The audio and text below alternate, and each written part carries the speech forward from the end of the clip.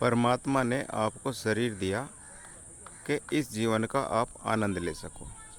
यदि परमात्मा आपको अपाहिज बना दे, आपका पैर खराब कर दे, आपका हाथ खराब कर दे, तो आप परमात्मा को सारी उम्र कोसते रहते हो, कहते हो परमात्मा मेरे साथ इतना अत्याचार क्यों। और उधर आप एक पैर पर खड़े होकर तपस्या करते हो, एक हाथ ऊपर कर लेते हो, तपस्या करते हो, शरीर को अग्नि के बीच में तपाते हो, कहते हो कि तपस्या कर रहे हैं। अरे भाई, शरीर को कष्ट ही देना है तो किसी ऐसे गरीब की, अपाहिज की सेवा करो जिसके पास पैर नहीं है, जो चल नहीं सकता, उसे चलने में मदद करो। जिसके पास हाथ नहीं है, जो हाथ नहीं कर से कार्य नहीं कर सकता, उसके कार्य कराने में मदद करो। अपने हाथों की सेवा वहाँ दो, पैरों की सेवा वहाँ दो। लेकिन आप क्या करते हो? आप एक पैर पर खड़े होते हो, इस शरीर को कष्ट देते हो, और परमात्मा कष्ट दे दे तो आप फिर रोने लगते हो। ये कोई तपस्या नहीं है, इससे ज्ञान प्राप्त कभी नहीं होगा। ज्ञान बुद्धि को होता है, शरीर को नहीं। और शरीर को कष्ट देकर आप परमात्मा को लज्जित क्यों करते हो? जिस परमात्मा ने यहाँ आपको भेजा है संपूर्ण शरीर देकर इस संसार में कार्य करने के लिए, उस इस संसार के जो भोग विलास हैं उनको भोगने के लिए, लेकिन आप हठ योग द्वारा, उल्टे कर्मों द्वारा परमात्मा को गलत सिद्ध करना चाहते हो। इससे क्या फ़ायदा होगा?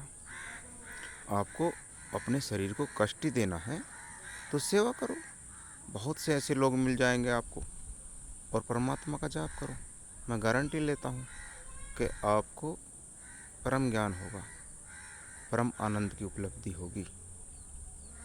इस तरह से शरीर को कष्ट देकर आप परमात्मा को ही कष्ट देते हो, क्योंकि परमात्मा ने जो आपको चीज़ दी है, कोई आपको कुछ दे और आप उसका मिसयूज करो, उसमें तोड़फोड़ करो, उसको दर्द दो, उसको कष्ट दो, और फिर कहो कि आप परमात्मा की सेवा में हो, आप परम ज्ञान चाहते हो।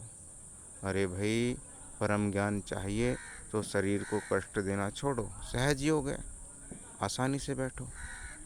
और तुम्हें कष्ट ही देना है तो अपने परिवार में रहो, घर में रहो, कष्ट भरे बहुत से ऐसे कार्य हैं, वो कार्य करो, और समाज की सेवा करो, परिवार की सेवा करो। शरीर को कष्ट दो, मजदूरी करो और पैसे कमा कर लेकर आओ, लेकिन ये व्यर्थ के काम मत करो।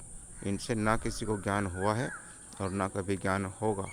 ये तो व्यर्थ के कार्य हैं, इनके पीछे दौड़ना, इनके पीछे भागना बंद करो। ऐसे कुछ लोग होते हैं जो घर परिवार का पालन पोषण कर नहीं पाते, और उनको घर से निकल जाना होता है किसी बहाने से, और वो चले जाते हैं और अनेक प्रकार के आडंबर रचते हैं। इससे समाज में कुरीति फैलती है, ज्ञान नहीं फैलता।